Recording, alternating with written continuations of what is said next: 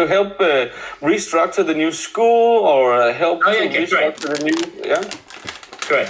So a playground or school ground is an absolutely brilliant place for young people to do the kind of experiential learning that I've been talking about. So at its simplest, you might ask young people to create raised beds and plant and grow and harvest vegetables or fruits and then cook with them. Next level up, you might ask them to survey their school grounds and see how wildlife friendly they are, and then to identify a part of the school grounds, even in a town or a city, and to create a small wildlife habitat, and then to notice the use of that habitat by new creatures who are attracted to it over time, maybe to make a little film of it, or you might encourage them, if it's a little bit more advanced, perhaps a secondary school, to put a bird box with a camera inside so you can see the young chicks. Or, and now this is a volunteering example, you might encourage with older students them to do some work in the local park or local community, which might be more about restoration, where you might be working, or you might be working in an old people's home. Very appropriate, not at the moment with COVID, but that kind of thing. So there's a continuum of little tiny steps that you can take outdoors and massive reconstruction projects. I don't know enough about the questioner, but there are wonderful organizations, landscape designers, ecologists, wildlife organizations in the UK who work with schools to do just this kind of thing. And it's a good example of where teachers often need professional support because teachers aren't necessarily trained for this kind of thing. Thank you. Then we have Dorte Jønsen, who has a question, and actually it's kind of a question I wanted to ask as well. I was hoping that many people as now has asked questions, but I did have some in my pockets if nobody showed up with a question, and this was actually one of them. So she asks, should we talk to the kids about the tenacity and the model, and how do we address it? Is it something that we do in the shade, or is it something that we address that they know it? Because we might be afraid that the kids understand that we are putting a grade on their personality and not the approach of how they work in school. Okay, very good question. I think there are two parts of this I'd like to approach. Whether you use the model or not, I think is a question for the teacher to decide. You may remember the example I gave you from Perth in Australia, and the teacher there had simplified my model for creativity and was finding it helpful to give children a language to describe and reflect on what they're doing. And I think that is helpful. So I think if you want to do anything intentionally in schools, it's helpful to be able to describe it. And models are very good. We know that models help children understand how something fits. That's why in science especially, we often give models or formulae to help understand a relationship between one thing and another thing. And a visual model is often very helpful, especially when the concept is complicated. But would you give all of those 12 elements of tenacity in one go? I'm not sure. I think I would start slowly. So I would probably, if I was, when I'm working with teachers, I would suggest that the teachers have the model and they then gradually introduce aspects of the model to children and they introduce it to them in context. So today we're going to be doing a science experiment in the school grounds, and we're going to be noticing the different kinds of trees that we have.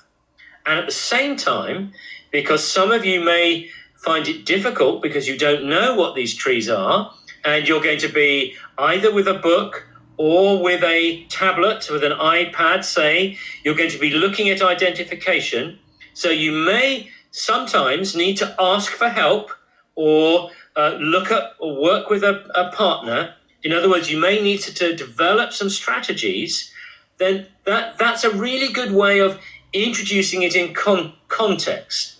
But sometimes it's helpful in a school to say, you know what, this week we're going to put a focus on looking beyond ourselves to people who are really good at things outside our school, or a whole month looking at, we're going to focus on big projects, big ideas, big concepts this month at the school.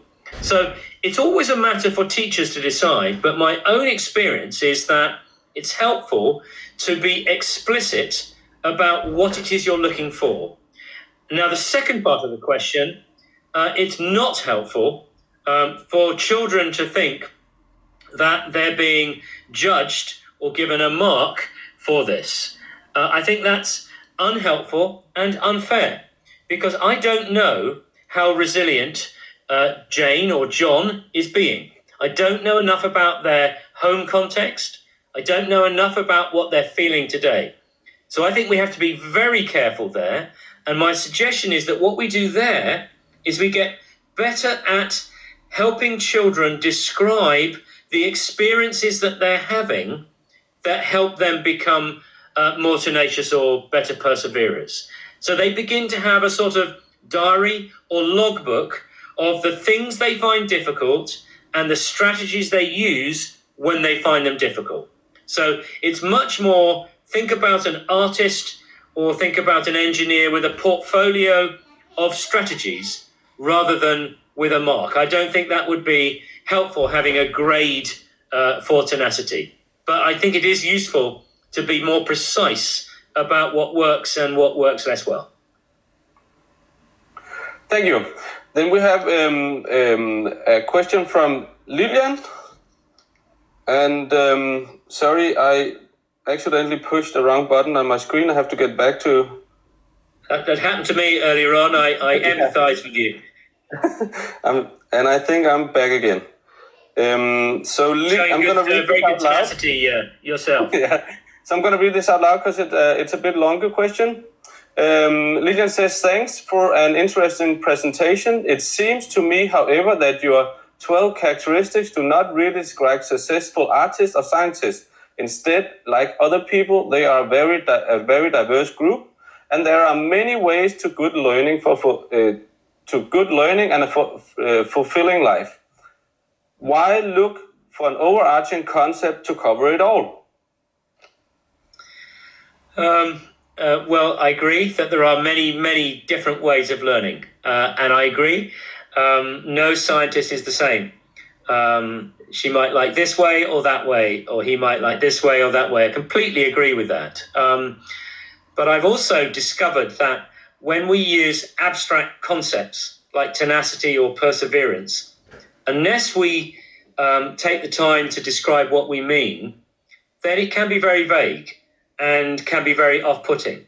So we have a generic term, science, but we don't just go into schools saying science, science, science, science, science, science.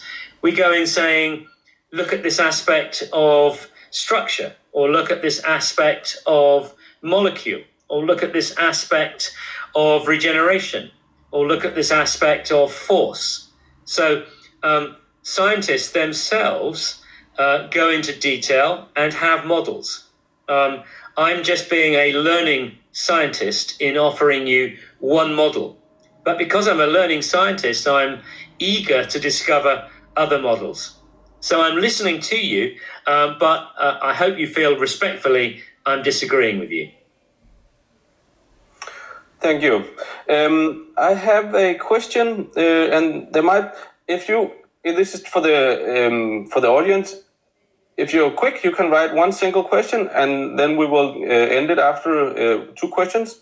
And I have a question for you. You said earlier that PBL, project-based learning or inquiry-based learning, is helpful when we work with tenacity. Can you elaborate upon that? Yes.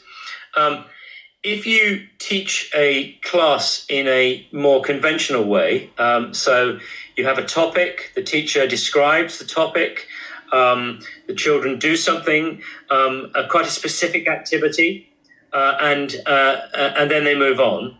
That's fine, but it's not the same thing as saying, let's engage and think about what the question is here, and let's agree a question, and then I'd like you to go and figure out how you're going to organize this.